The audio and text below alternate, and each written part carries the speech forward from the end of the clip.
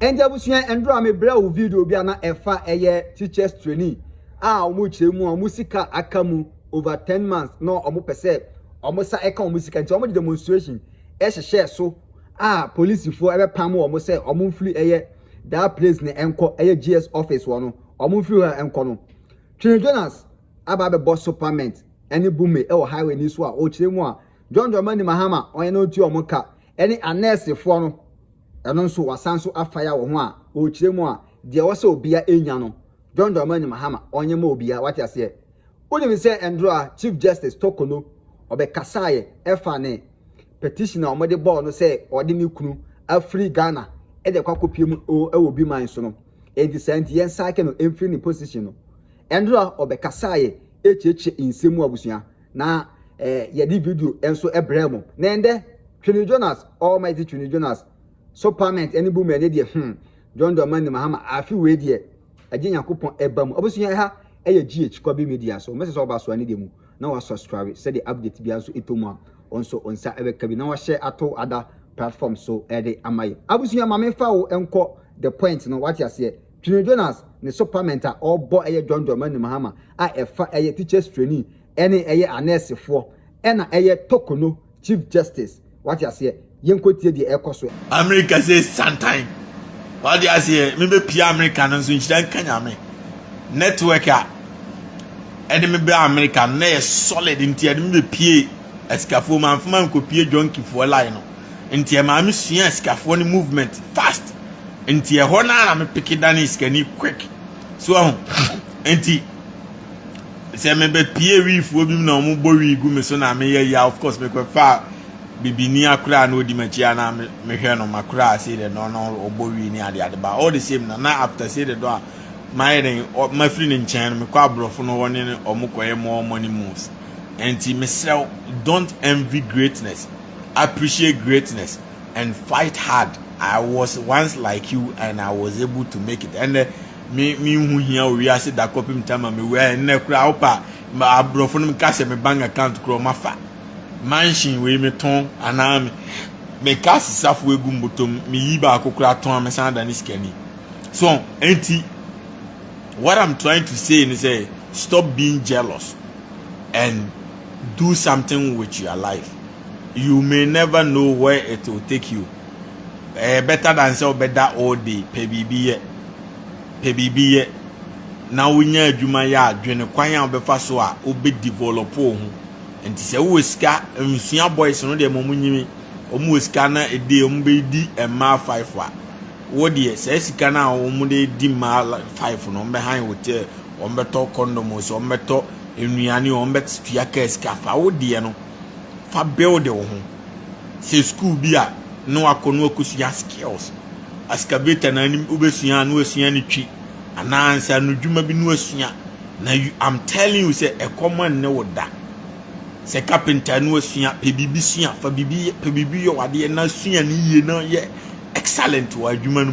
na obehu se e kom ebi ne wo da na wonya lucky na otimbe pia bruchira na pie country foforo bia ma obehu se wonsa no adwuma ne de obegidi da ama waye yasin obi ono on skills bia o yasin enti mesrew ko bibini betie no kreme no o time because of NDC MPP omo ne mo bia de boaw omo ne mo bia de boaw John Mahama na no de me ba trumu metwa mo beduru ye na gefo abu o Ghana nkofo freme no na no de me ba me nyese akofo ado beduru ya no asisa esika e de ama ne ba e de ye boxing no waje teacher fo la sulala teacher fo la sulala teacher ni ne ho nyomobo 10 months untua ne ka wajimi the same NDC form Jimmy amaba twegu ase oh na nya John Mahama na employ teacher for NDC form one fi mu ni twasere munim sa na akofo ado wo so na mu di Jimmy be ka chem se memfa ya akofo no ntua na akofo because akofo na employ na akofo udwan mampanyini wadwuma ne se obetua teacher for ka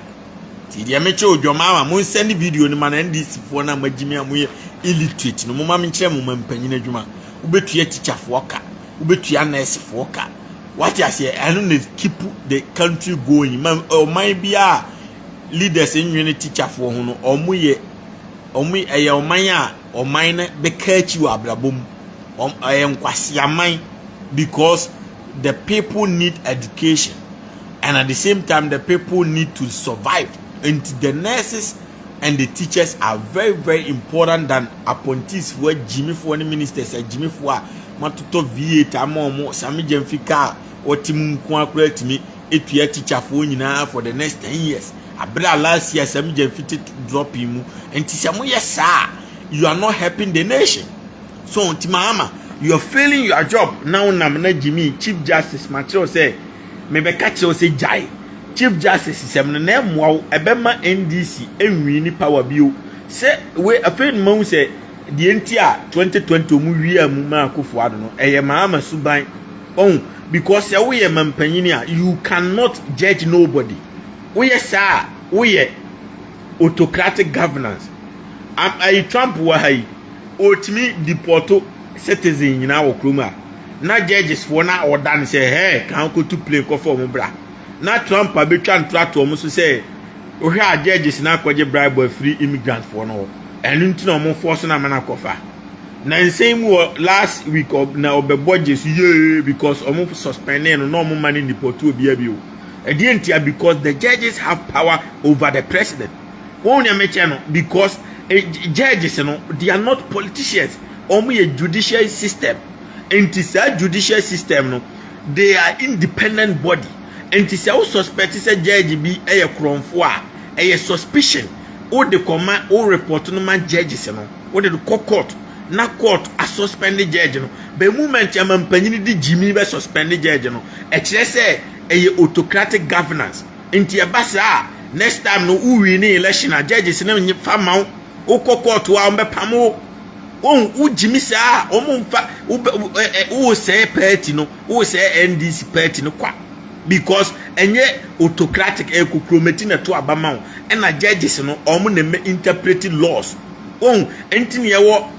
arms of government a separation of power ni separate ko ha o tumi nro na separate ko ha o tumi nro Trump ni tumi dru California governor ni ade no ko John Mahama ho na tumi dru ti se Trump pepepe oko California omu deport nkofo a California government any mayor na mana deport a police for na meboa ice for no waje power na from nsem wa suspend omo he na omo de call court because court nko na betimi a order mampanyin so on san fa power ne mom na court no edi asem no mu ni wie omo di wie na se California for ni di for a omo be san je power no ama California for no ma pam Trump soldier for ni ice for ni homeland security for na iti omo ne control California no sada tie enti se a movement ya mampanyini e de ne ho bewura judge se mu no o se democracy no ntie ba sa se obi kura nya case ni ade no court na se court case ye mfa no kotuma obi anim se o NDC fo ne gu court or because John Mahama na se o mfa no kotum enti e de ku betimasi enti mampanyini it's not your job na fail no any teacher fo na ntuom ka no eno ne nurse fo na amugu strike no that is your job. Enti se mansuya nyansa na mu Jimmy a bedroom rebi no because electoral commission ye to abawi a ono no submit to judges no na judge bia o kan bia no o mo no so ti wona o mu wo ma o yiri wa adu o mu to aduane ma o mu di o ti se wuyi o ba na beba be yi judge se ade a judge bia except me teacher ni a mi school a mi wo mu no me permit teacher ni asem teacher fo am ni o mo class me colleagues me po ma asem chen school for fra me ni o ma be hia ye match o teacher for ye den no matter what me permit teacher for na me ni me colleagues na sem enti judges no mpo mo asem na mo so no ye nto abani omo onko pension otimo afebo wo ye to abayi wu enti se oba na beba be sesa omo a omo nim se musuban no enti mo ma bi o ma wi ni pa yes ma lusu enti Jimmy enti mampanyin no do your job o say wo suspend na enye wo pese oyi ma ame na enye because enye wadwuma. But to say we and Uncle John Mahama one for Jimmy and your tip passes about time. Uncle you and him. And now for could they Emma or individual being a call reporter, ma'am, and the evidence score. Ya, judges now best suspend mamma. Now, fair no, or one cast out to obey you be the number. The but no free a legislature tone, a friends and executive tone. I bet yes, judiciary is may be making judgment to Abra when you judge Jimmy. O John Mahama kra no a movement ya obi kra to bobo kam na wan fa na anko court na wo do pay etwa damage and funny pan into prison eno no kra no wabu mra so because the only person who can judge somebody in democratic governance court enti BBC I say court na yema court make a decision ba wo di Jimmy di wanim koye na ma suspend we ya wo yes sir who say NDC dachi obemo ma bre ombe wi ni pa na electoral commission di court say ye ba be declare nti agi so swear any person machine na judge for na free electoral commission and intimate swear ni ye be so e ba ko ni because the normal say nti I see the man we no because omna a point press omna like omna interpret laws ni nyina opa me anchi wudi ni said yen ye mfa no koma John Mahama ye de me court opa me anchi obi asa na democratic governance tie enti movement ya Mahama di Jimmy be for so ase wo ye judge no enye wadwuma u faili to concentrate on wadwuma no trumunum na chi immigrant illegal miners no na nsuo na ni nti that's your job oh afesa me jamfi ko wi asika edi toto ka da mu che bi ma agrada obi anim se enye sami jamfi sika eho na ye wadwuma wantimi anyu Elizabeth power no Jimmy Toyombo eho na ye wadwuma no wantimi Elizabeth power ba bi anye wadwuma na chinchin amefo so wonse ma ame no da bi ya no ho de ne ko nim so Jimmy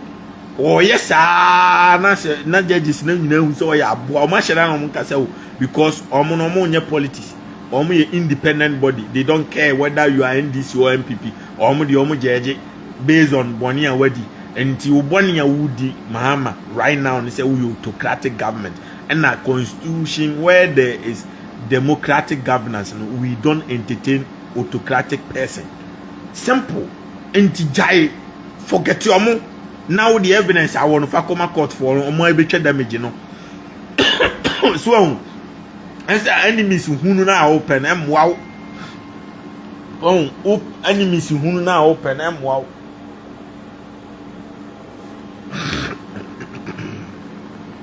enemies hunu na open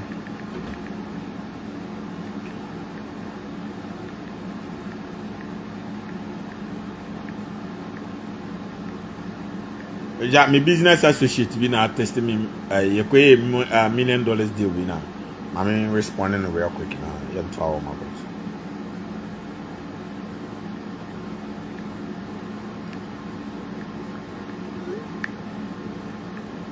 So, at the end of the day, school munim say you the rule of governance na ebu o man. Trump ti krom hai. Me say o se akwa bi anim se Mexico ni chinchini a de na ekọ.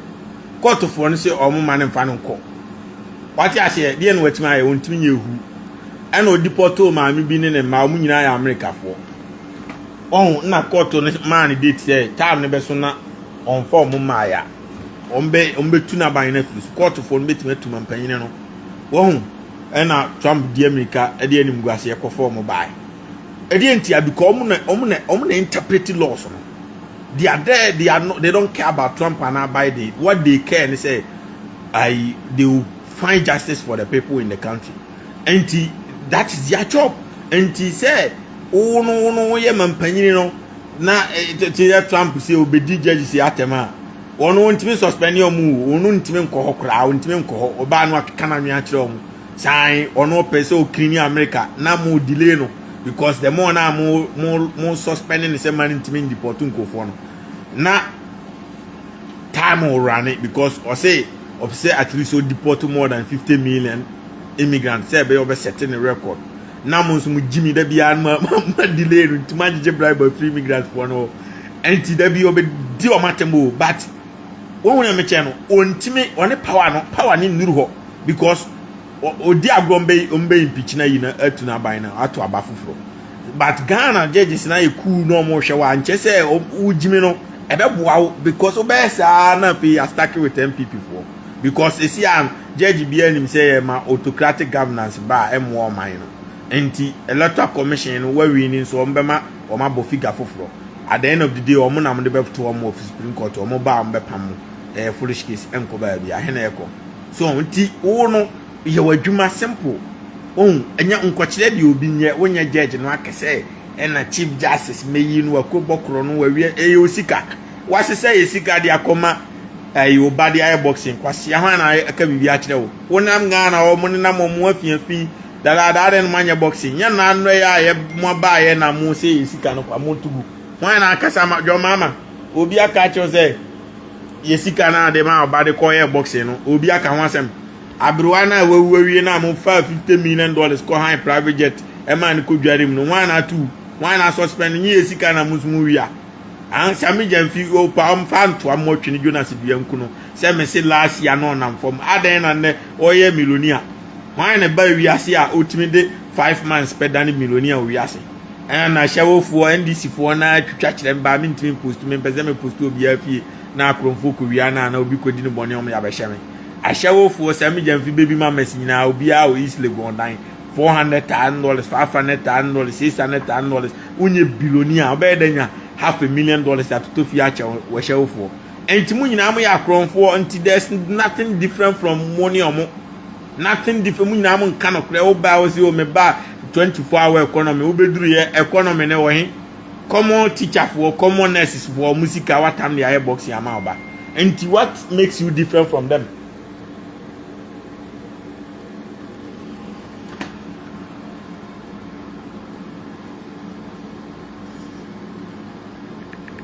My business associate.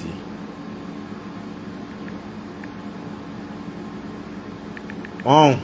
what makes you different? You are not different from them. So, until the Ebonia NDC for MBB for any day, and then one be na moye. Until the entire will force work create enemies amount because Kofu na only on conto kwano. Impossible, ma wa. Won't you me channel? Impossible because they are all and wow. And you were Juma judge no co school. One na ya point no swear in Bible say no matter what a green obeka say green a blue obeka say blue a red obeka say red politician is different ono ye koto no so aba na ye na ba nti judge no wa ko school no ye na si wo eno ya swear ni nti ono no aswear say me depart we achi me depart we achi to omo no they don't have any political agenda bia omo dia say ye di asem ne French mama Ghana for won di omo de ne tie no enti say obi say we will make you marry mama bana nya hwe me ware no akra ne me ware no na me na wo ma fe wadi ase me kura ma kwa mo create akra ma me oba process ni wie machine no mgu so omo create wie a me di akra ma ba kire mo omo create akra ma obi say I love you because you are always saying the truth. Yes, because as I'm kind of nya bibia na literacy system and you stuck with MP before now be we are but I say it me change all the time and and you can see stuck with one person I will say it is saying ba omo be declare winner no now say we ban it to bad at the end of the day no I say we ko bobo na referee no wakoto nsu abona na wakohwie junso agu referee so na ye bobo na ye twa when your penalty pa was go kick won ya me no because we Jimmy nti on can be muaw ye twa pa was offside won ya me no waba she go pa bo na she go ki afaki penalty na uram was offside dia na be no na referee wa anye dia na be so enti say obi onu no ye ayi oye coach oye referee man was we Jimmy nti wo onu na ne be kontokwa abra the way nke simple solution onya Jimmy no Jimmy a wo pese mu choose mu chief justice ni through a simple evidence that mo no na mo dia come court mo ne ma high court keke kra o mo be handle case no o mo abe suspend nti e bana court a suspend chief justice a Mahama onye problem NDC ni nye problem ono ne bone na akodi na court wa suspend no obia ni beje ba ekwe ba se Mahama suspend chief justice Mahama law ben na ema kwan se mampanyini san na judge debi you mampanyini you don't become a judge nesa ga Trump a judge nkofo bebre Trump timichi etetie Trump timichi ai county bi wo New York friend NASA Trump ebe da police for no ema omo be kan ice for no omo doors no omo chi immigrant bed ya omo de omo ko na immigrant for no ye fast court high court to be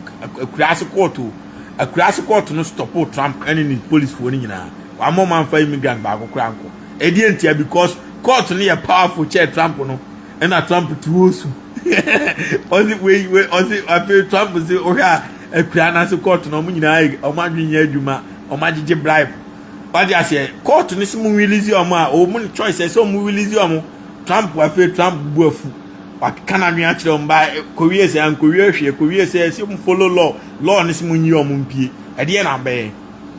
what they say the law no say permit say obi dani dem human right na actually say obi dani dem ma oni kwa say okobu ne punani koyi ni so immigrant de ko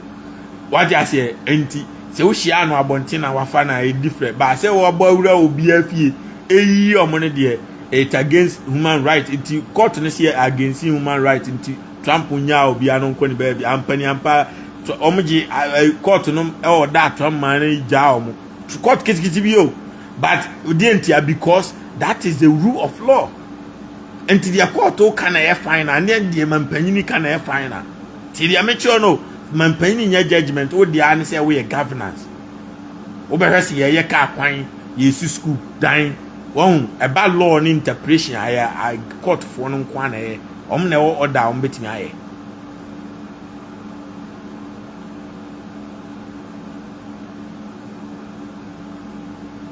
so enti mesramo munsusun create enemies mamo because judge for na guo ni nyina mguo afebo onko pension ni 60 years obi anyi no enti se wo no ye mampanyini no abana no ya first year no esenka o tackle 24-hour economy ni den nya judge na akọ tackle no won because enya o fail no no tackle won na meche na boys ni nyina nya adwuma ne obi e bo age wo so eno na ese wo ye na afi tum atwam wo de hwe mo ba afofra mu twa 11 fans amoje ye ne animonyam amoje ba mo start chief justice sema na obi ansi magini because enya madwuma onye o man judgment wo se me ko judge obi ebasa obi anim say for your selfish reason but ne me na pese odi a o mpa judge no fa no court ntimi gina obi wi ame wo madwuma mkura wa America me wo right say meeting yaren meeting ya pa na sum ntimi mpa na sum me ne court na fi court yaren a charge no na punishment test of fam no afam o na me chen anti like everything you have to go to court sanity a rule of governance anti mo miensu anyansa na ayi no me catch them ceasefire and Trump so I end the war bia we as o ma America safe no ma we as nyina I safe no o say ono onye George Bush mo a mo ba ya na ma talk no oh yeah Iran ye the bomb be ko Iran and Palestine ye be ku omo nti omo nyai so omo attack Israel for ye be ku omo no wa be ye ne physical mo say we nani abre nti in the history making nkramofo ne Israel for akwa from centuries o afi ono a end this antokwa no Bible mu nyina na omko sankofo we enye Israel for ne nkramofo mako from Bible mu Trump nkwani ni power be end is agreement na succeed o ma ceasefire ko Trump sinya fi na o be chentu amamo na mu kumu na da bia mo je hwie go wi ase enti nkramofo no deal o de amamo ni say me metimi abekumu leader no ma ba betwe yo na ko free basisi ana mahunya ansa na mo ma ceasefire no mo mfa wo yo ne mra na mento na munye sika mo na mo build mo kuro na mo nton mo yo ne nane esikafo na mo enjoy better life na munya ni pakum se yebeku yan na mfaso bia ni so ana mo se o mate ase Trump kan nyansa wo because ni Israel ni yo nua memi se oba me fia e wo Ghana minuanum nyina nkramofo sala ashetu Haruna omu nyina minuanum because me na ba ekramoni won ana me na be ma ekramoni ana me na side other side nso omu ya Christopher ana am sa wo nuanum omu nso ya Christopher mko Roman Methodist Pentecostal and nkramofo no ye different omu no from school ana adwuma na ba bi a okono akohye fie din na Pentecost ni Roman for no so gina bonten kontoko anuafo o masore ye che wo de no Roman for de abosom na mosom Pentecost for so we abayifo no mo kontoko asam se na ne enuanom we mu de nkramofo ne din a mo de magimi se da bi ama meko ana ye den and I'm co school so me namfofo nyina nkramofo na asorefo and we are one people Sarah Trump which the Trump se massa Oba America Muslims ni Christopher nyina we are one ti ade ntina mo nko ade mugu medewesi wo na da bia makosa mo nananom na starting to kwada bia mo ko jimin to kwadan won antimedi ya nya fe na me di tuo bre we se we meku ne yonko ti wa obe wan tie bia be kun to kwa bia no me ba be ku na yayi wo nu aketo ade na leader simple na Trump ne o makane ye no bia ti asese na nyansa bia ni to kwa hununum Won anti yesi ano Trump so o Trump asa mo muntuo because o matu tutuo ni nyina mo emo baasa na Trump mo muntuo so mo fanko ba wa mfa ma mo se mo fanko kumu mo fanko se be ya mbetim dia defend mo ni pa boni mfo bi ba be wi be to hye mo so se o mbedwe o mo yo ana bibia nam dia defend mo ba on ka se mo fanko Israel na o ma Israel fo so to bi etuo ni bi no se mo nso men ka se mo fanko mo so munkipu because minimse magimi makuntokwa ma mo basa muntu asanti monyi because ma chose American robot na soldier for American ti se Ghana bibini ntimi nya hwe no America ba New York abasa enam kruma na New York for na yo made ana etu ayeto anyina no police for na yo made ana soldier for no etu om chema different countries stadium ni ama Israel for ni ifo America soldier for na yo made anti America broni no bibia wo wiase bi otime ye enti se America bibi ni a no mfaso ni so onyenyem krofo ma na wi no onom na nsa no onom na de chine ko prison na ye de na bada bi da bi broni nti sa broni no America broni no wonim nyansa o tse nyankopon esem ko obviously Chief Justice is giving order me ba fire chale me business associate na testimony me ni mu si ya na prophet am no me de wo ma baba ma kire mu me nkra ne da mu am hair condition no ana me nkire mu ma me ma mu hair me nkra ne da mu air condition real quick na me ende bibini da e show mu me nkra da air condition me ma mu hair hai nkra yo mu ye foki on yo ma ya ha no Kevin Taylor, Chiagana for. Me cry win and Dini Kevin Taylor no. Matuni di Kevin Taylor. I'm more condition in here. Hey, I'm only DI for my fee. I'm more condition in here. And a blown. Now, I'm not damn new. I mean, so I'm more 3 bedrooms. I have no money. I'm only a machine up a power my reality. No more shower, no more chilly, or more relaxing. Men cry no to change bibini. It's peace out. Minimum see I'm a business associate. Almost testing $1 million deal be asset into me. Quack away. I in a book time. No, now Munsu news. Come the one on one so or my God. Peace out. Bye bye. Over there, we're house boy. Was yamin kwanam tifia Jimmy. Me kwanam tinwe Jimmy Crowder. Don't me house boy. No, cry nana. Was ya me ni obi da ti anko ntwa me ma social media dada me a superstar o free ti obi eni ba bi amete a Ghana fo nyina be ni ba bi amete sesia o me kwa ko catch obi a peace out bye bye in appropriate time no man be ba nyame show bi bia so tie na kwa peace out glass and hwe form endi abusia Twene Jonas e no so obo supplement na abusia mame hu adwen kire e wo comment section o wie nso anedi mu na wa subscribe to your channel no send update bia so etoma onso onsa ebeka bi na wa share ato other platforms so ere amaye ketewose enye dodo nwura makra bye bye.